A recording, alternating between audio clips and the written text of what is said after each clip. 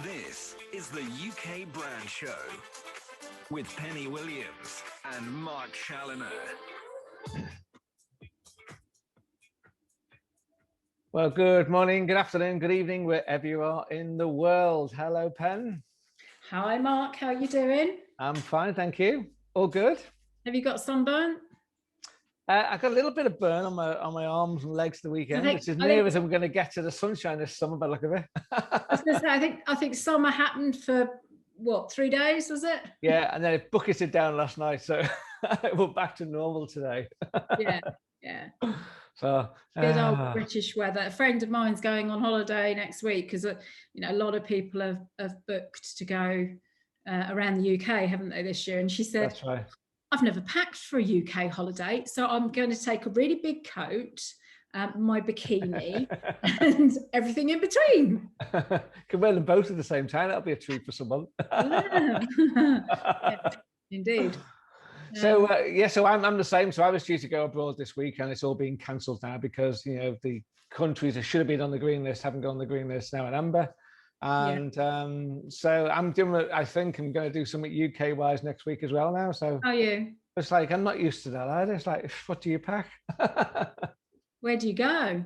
North, south, east, or west? I don't know. Anyway, we shall see. It's all a bit up in the air. It's madness. It is. I don't get a lot of the COVID stuff as well. I don't get this this thing about ignoring the travel thing for a minute. The whole thing about restaurants and now opening, which is great, and the social distancing now is great. But it's just that there's a restaurant not far from me, and it's just summed up the thing to me that until recently you could go to a restaurant, but you couldn't go inside. You had to sit outside. So I've frozen my butt off loads of times in the past couple of months, sitting in the cold with your coat on, trying to eat a meal outside the restaurant. And yet, there are some restaurants. There's one particular thing down the road from me. It's a sort of high-end Italian restaurant, and they've got a big area inside. And what they've done is put a huge marquee on the front of it where the car park was. And now, during that period, you could actually have a meal in this marquee. So everyone's crammed in this marquee, which is all four-sided, all enclosed to keep the weather out. But what's the difference between doing that and sitting inside? It's totally bonkers. I just don't. But I said to someone yesterday, I don't know really where we are with all the rules, and it's I don't think many people are they? It is confusing for most people. What's the point of having the vaccine? This is the problem as well. All the scaremongery is coming out again because of the new Delta variant, brackets, it came from India, because obviously I don't know if you've heard, you've had a lot of criticism for the Indian. Well, shouldn't Kent be rising up then?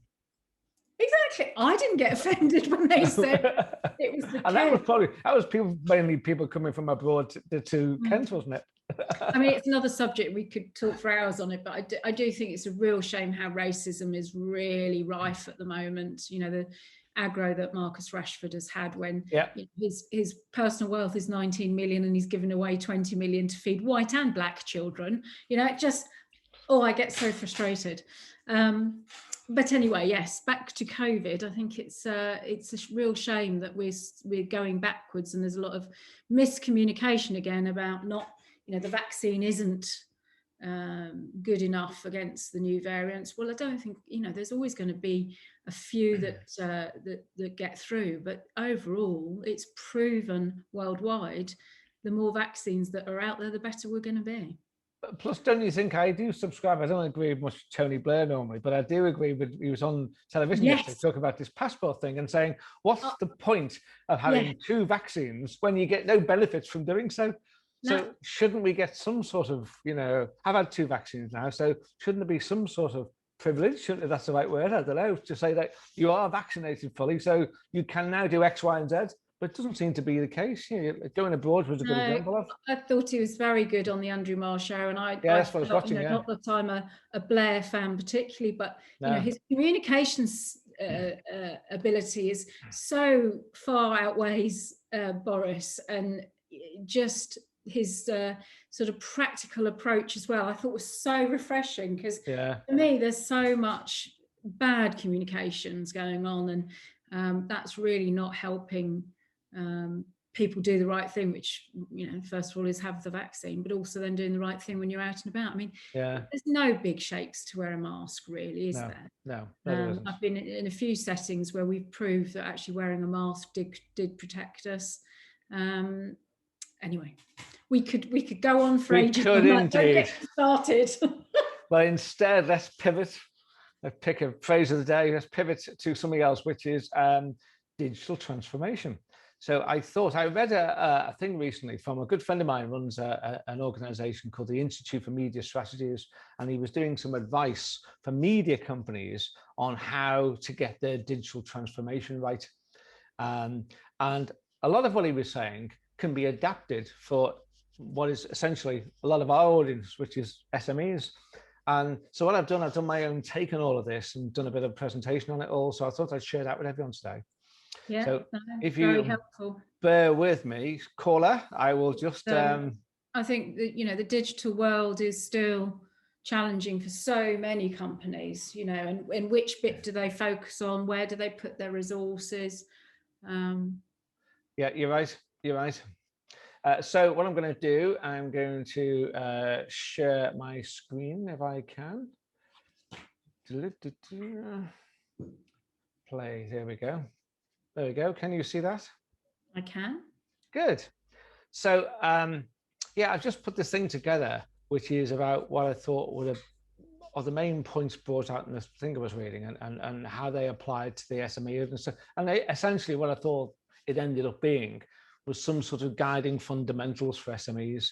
So if you're not in that space, and you're quite right, not many people, not many small, medium enterprises are actually in the space yet because they don't quite know the steps to take.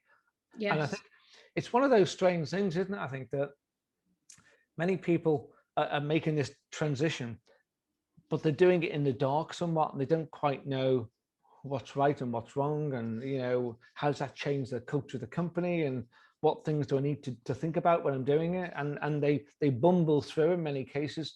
So anyway, hopefully this will be some sort of little guide. There's a lot more awareness as well, isn't there? I mean, I think the pandemic has changed so many things, the way we work, the consumer habits, but I think there is more awareness that, you know, digital's played a big part in our communication, hasn't it, over the last 12 months? Well, on that very point, I mean, I was only talking to someone the other day in the mobile world, and I was saying, you know, ever since the iPhone came out in 2007, and, you know, what's that, 14 years ago now, I've been banging on in presentations across the world to media companies about the power of mobile and how you should be using it to generate revenue, you know, payments on your phone, direct carrier billing, etc. Well, lo and behold, doesn't it take a pandemic in the year 2000 to get people to start using the phone to pay for things en masse? But anyway, there you go. Anyway, back to the point. So this company, as I say, shared some ideas for mainly media companies, but they started off by saying that they thought the thing about change is it's always about not what you do, but mainly about why. So if you want to change the culture of a company, it always starts with the why, and in most cases, the why is the customer and the customer experience. So what hit home to me when I read that was when I drove across America the last time I could go to America, when I drove across America a couple of years ago, I came across a supermarket chain called Stuart Leonard's, and they had this massive big rock outside, which is on the left-hand side. Then they've got a number of them across the States. If you can't read it, I'll tell you what it says in a second, a bit blurred. But they say that, you know, at Stuart Leonard's, we follow a principle that's so important that we put it into a 3-ton granite rock, and outside all their supermarkets, they have this big rock. And it basically says 2 things. The rules of this supermarket: number 1, the customer's always right. Rule number 2, if the customer's ever wrong, reread rule 1. And I think, you know, with that in mind, what I did was I put together 12 sort of tips or pointers to getting your move to digital correct.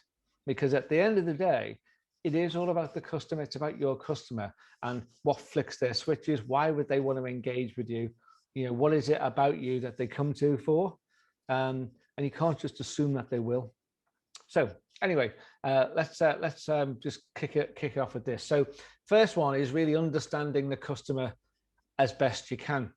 So they used, and I'm going to use this Institute of Media Strategies, great example they did here. They said that consider the demographic profiles of two English gentlemen, both with very much in common. They were both born in England, both in 1948, both divorced, both with a new partner, both have 2 adult children, impressive professional careers. They're both wealthy. They both enjoy holidays in the Alps, and they're very well known globally. These 2 men they're talking about are Prince Charles and Ozzy Osbourne. Ah, yes, I've seen that before. Yeah. And it's quite interesting, isn't it, that if we don't consider the parameters or characteristics beyond the demographics, we'd address these 2 guys in exactly the same way. Yeah. You need to go beyond certain things and get to a granular level when you're trying to deal with your customers in the future, as in Ozzy Osbourne will be turned on by totally different things than Prince Charles, despite the fact they have much in common. So it's using the data and getting closer. I wonder if they've got any similarities though. maybe more. Do you think? I thought, I was on a trip to Los Angeles many years ago, many years ago, and I got to a hotel in Los Angeles, and it was a late night. And I noticed it wasn't the norm in the UK at the time, shows how long ago it was, but they said 24-hour supermarket open. And I thought, really? Do people go supermarket shopping at 3 and 4 or 5 o'clock in the morning? Well, as it happens, I was jet lagged and I woke up, I couldn't get to sleep. It was 4 o'clock in the morning. So I thought, you know what? I'm going to wander over to super. I want to see if anyone's in there. There was Ozzy Osbourne pushing a trolley around. Oh, that doesn't surprise me. Yeah. Anyway, so that's number 1. Number 2 is really about understanding the current products and any impact or lack of. So, what do your products or your services actually do? Do you know them inside out? Conversely, if you have, for example, say a story on your website about your offerings, that doesn't have a purpose or in either attracting customers or retaining them, simple, don't use it. And data can help you here. So if it can help your daily work, you can end up with a more honest and open approach to work, focus on each other within the company if we adopt that. And it's very much similar to what Boris Johnson's trying to do with all these sorts of COVID briefings. So they always keep saying, we're guided by the data, we're guided by the science. And you can or cannot argue with that. It's the right approach, I guess, to do that. Or maybe inside our companies, that's what we need to be doing as well, in theory, of being guided by the true data. Now, you could argue in the Boris case, the data is being maybe misinterpreted or not, as a case, depending where you stand on the political spectrum. But the principle of that is probably right. The principle, right, but maybe not. Actually, in reality, because he changes his mind all the time. No, that's right. So that's the second one. Number 3 is really understanding your customer behavior more in driving engagement. So there is not one path to, say, becoming a subscriber. We're trying to get people to subscribe to your website and take your emails, etc. Not one size fits all. So tailor things to a more personalized approach using the data available. And maybe one customer starts off with a subscription. You ask them to do on a subscription and they go straight away, they sign up on your website. And then they subscribe to a newsletter later on to get more engaged with it. They like what they see. But maybe it's the other way around. Some people might start with a newsletter, say, and then they like the newsletter. Oh, I'll subscribe, I want more of this. So that might bring up a point that you may need at least 2 newsletters in that particular case, one to retain subscribers and another to acquire them in the first place. So data can help generate new ideas, just continuously monitor behaviors and use the data accordingly. But that's the key bit, is the continuously monitor behavior. You can't just do it and say, right, we've done that now. Yeah. 4th is manage the whole user journey. So in an SME, for example, most people, if not everyone, needs to understand the user journey. Why do people engage with us? Why do they buy from us? How do they do that? What's the user experience like? Do we think about things like that? So not only the marketing team or the data team needs to know this, They need to know the ins and outs maybe, but from an awareness point of view, all the disciplines should be at least part of any discussion. So everyone needs to be aligned from the different teams, and you get people to buy in more to it all then when they think they're actually understanding why you're taking a certain step. The fifth is about collecting the right data points and having the right KPIs. So many companies don't have a strong data segmentation policy, hence the Prince Charles and Ozzy Osbourne comparison. And the biggest danger is that you just collect everything and then you try and make sense of it. So if you want to be successful, you need to focus on the data of the individual and not just the performance of the content. And a lot of people don't get that. So it's not all about how articles are read on your website and where they're clicked on. What did the individual do after they clicked on or before? And where did they arrive from? Maybe they came from social media. You need to know that. How long did they stay for when they arrived on your article? Which ones did they enjoy the most to linger longer? And what device did they use? Did they come on a phone or a tablet? Or that they're important too, because people use different devices different times of the day. I remember when I was at the Telegraph, we sort of went through the whole process of people use their iPad in the morning, and then they go to the phone on the way to work, and then they get the desktop when they get to work, and about 4 o'clock they then start switching back to their iPhone.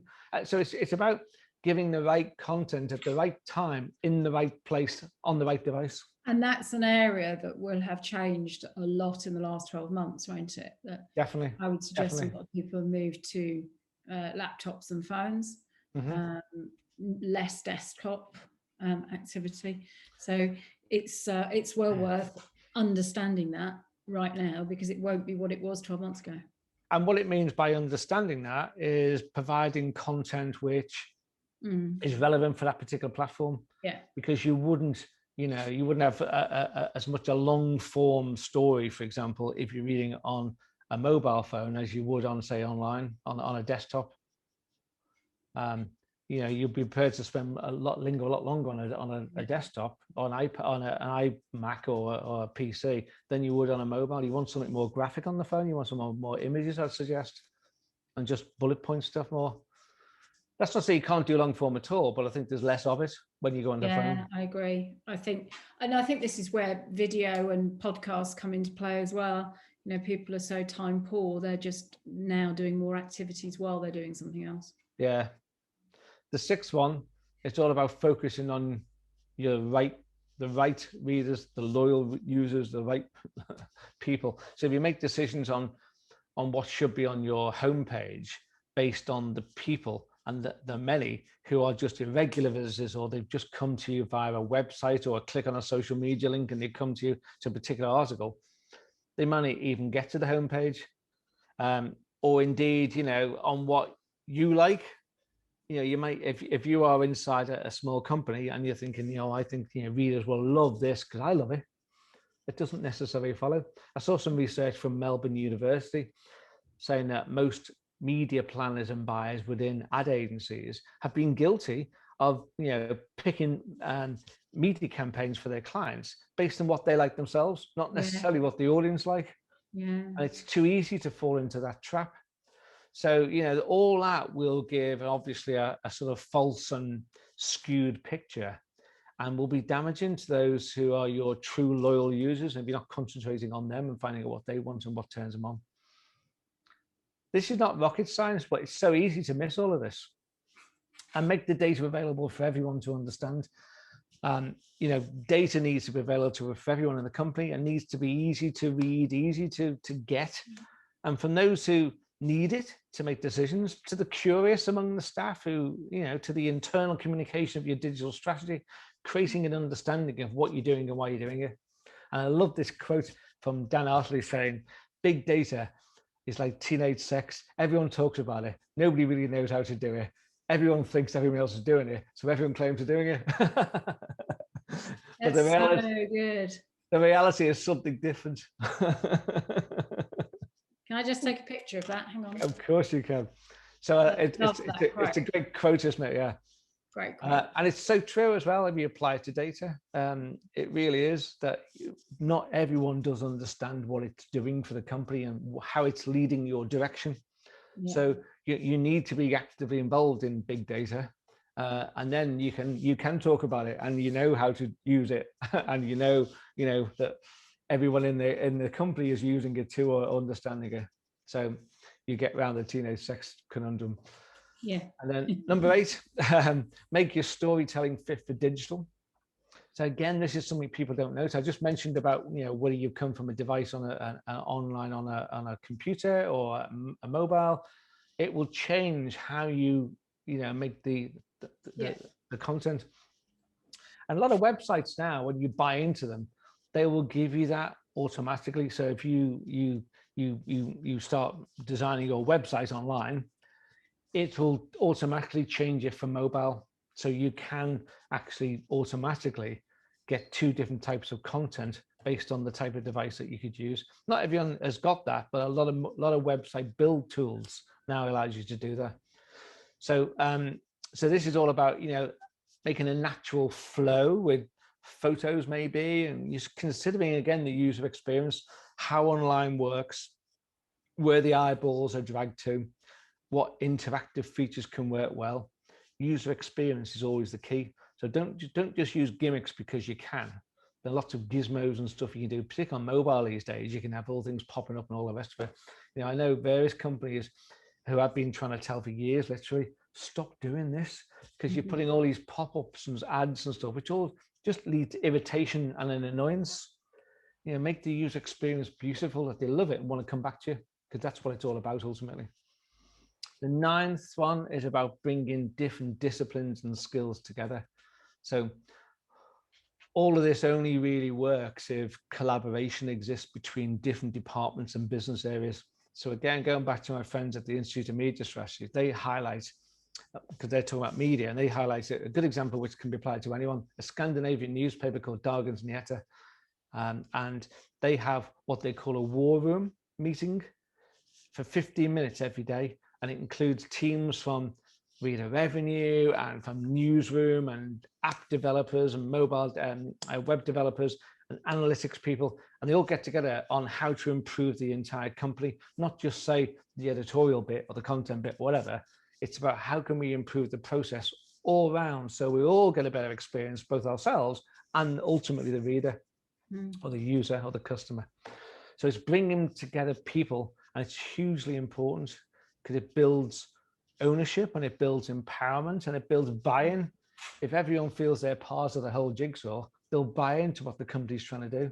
And it's a fundamental thing which a lot of people miss. Everyone's got to be part of the whole experience. Number 10 is about putting responsibilities, whoops, I've gone one too far, putting responsibilities and resources into the right balance.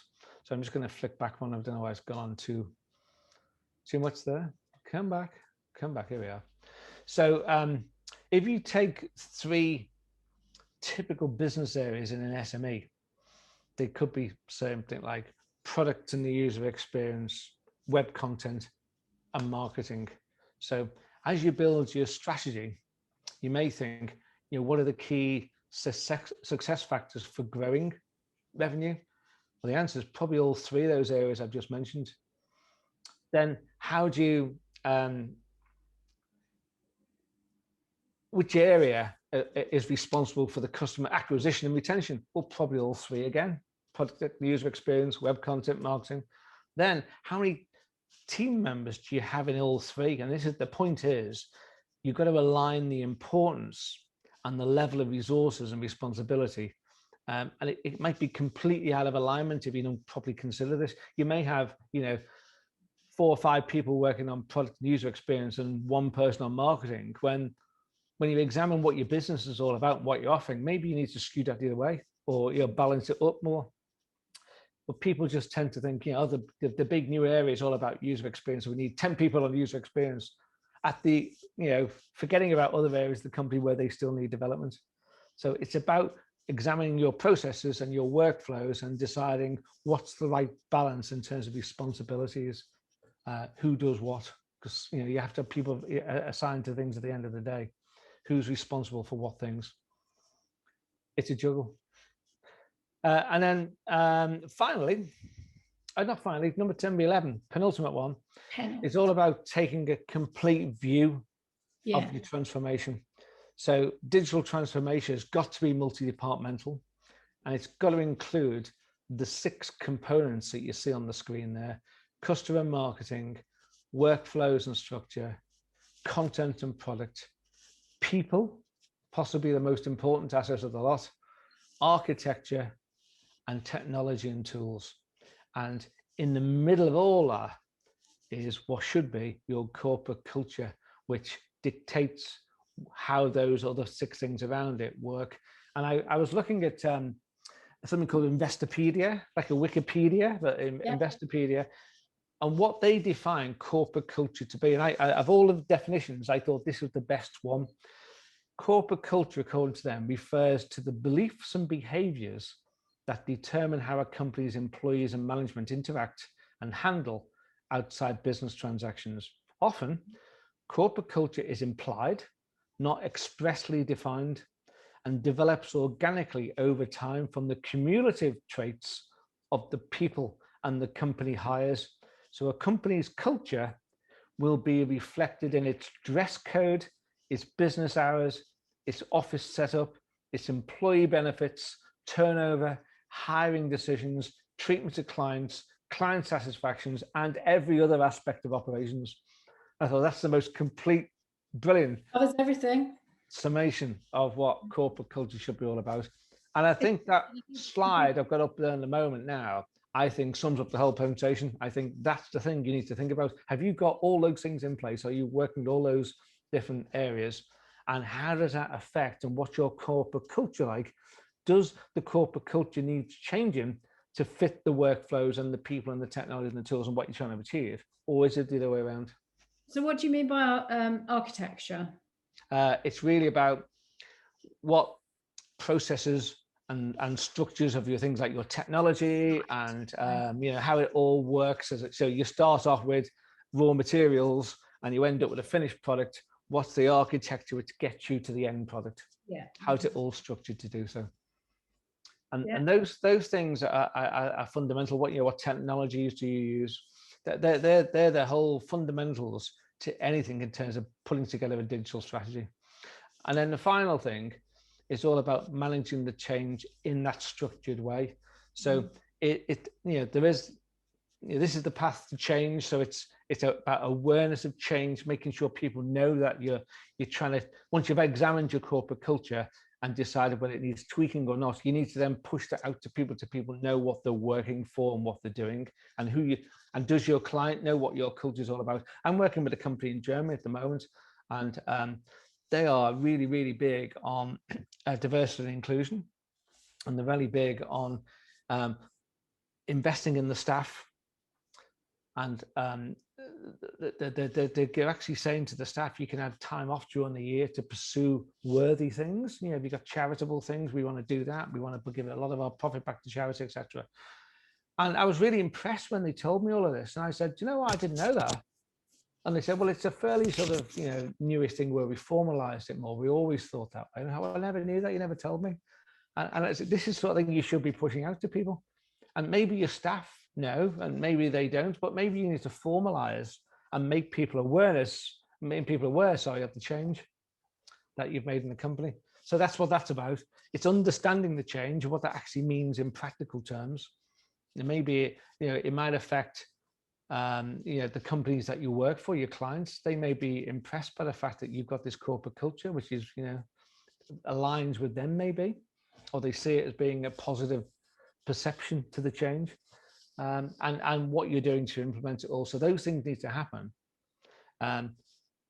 With regards to implementation, most transformation starts here, which sometimes leaves out the 3 vital steps which follow. So the adoption, the institutionalization, and the internalization, how you actually make it part of the fabric of the whole company, basically. Get people to buy in, not just tell them we're doing this. How do you get them to buy in? How you get them to institutionalize it, internalize it, and be your evangelist, your ambassador for the cause, if you like. So if you've got that, you've then got a good, it reminds me, do you remember when we had that chocolate company, Tony's Chocolate Only? Yes. Great, wasn't it? I think that company have got this bit spot on. Yeah. All this bit spot on. As I was writing this, I thought to myself, Tony's Chocolate Only, Tony's Chocolate. Yeah, absolutely. You can sense they are a company that are all moving together in the right way and all support each other and believe in the ethos of the company.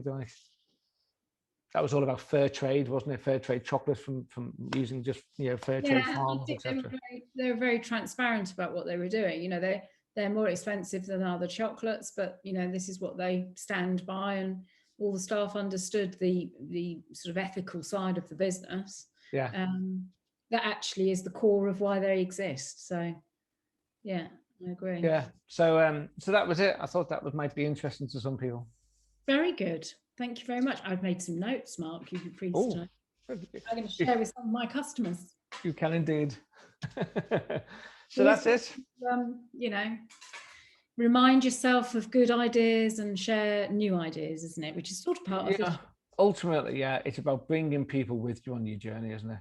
Yeah. Bringing your staff and your clients, and it's like if you've got a vision, it's like, right, I'm going to head for that vision, and how do I bring everybody with me so it's not just me in an isolated CEO role who's looking down, no one really gets me or what I'm trying to do. That's what it's all about. And again, it's not rocket science, as I say, is it? Very good. So there we go. That's it. You can follow us on Twitter at the UK Brand Show, and on Facebook and Instagram, and listen again to some of our wonderful shows. We've had some super guests so far this year at the ukbrandshow.co.uk website. Indeed, you can. And we've got some more great guests lined up coming up, so you'll hear about them very soon. Can't wait. Yeah, so thank everyone for joining us, and we'll see you all again soon. Bye for now.